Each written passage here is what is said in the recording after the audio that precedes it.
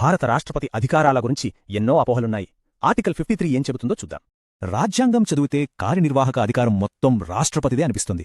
కాని అందులో నిజమెంత?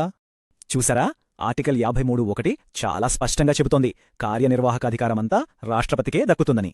అంటే దేశ పరిపాలన, చట్టాల అమలు బాధ్యత అంతా అధికారికంగా రాష్ట్రపతిదే.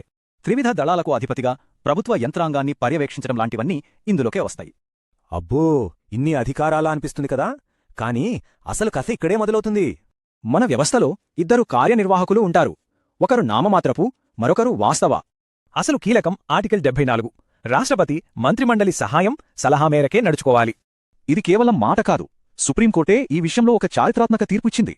1974 షంషేర్ సింగ్ కేసులో రాష్ట్రపతి కేవలం రాజ్యాంగబద్ధ అధిపతే అని కోర్టు తేల్చి చెప్పింది.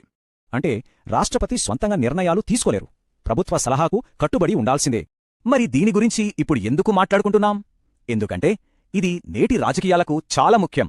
రాష్ట్ర బిల్లుల ఆమోదంలో జాప్యం, ఆర్డినెన్సులు, నియామకాలు ఇలాంటి విషయాల్లో ఈ అధికారాల చర్చ మళ్లీ తెరపైకొస్తుంది. ఉదాహరణకి, రాష్ట్రపతి ఏదైనా బిల్లుకు ఆమోదం తెలపకుండా ఆపినప్పుడు అధికార పరిమితులపై చర్చ మొదలవుతుంది.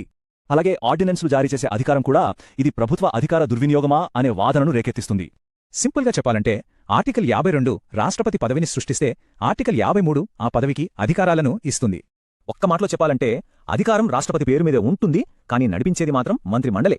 మరి రాష్ట్రపతి కేవలం జాతీయ ఐక్యతకు చిహ్నమా, లేక రాజ్యాంగానికి అసలైన రక్షకుడా? ఆలోచించాల్సిన విషయమే.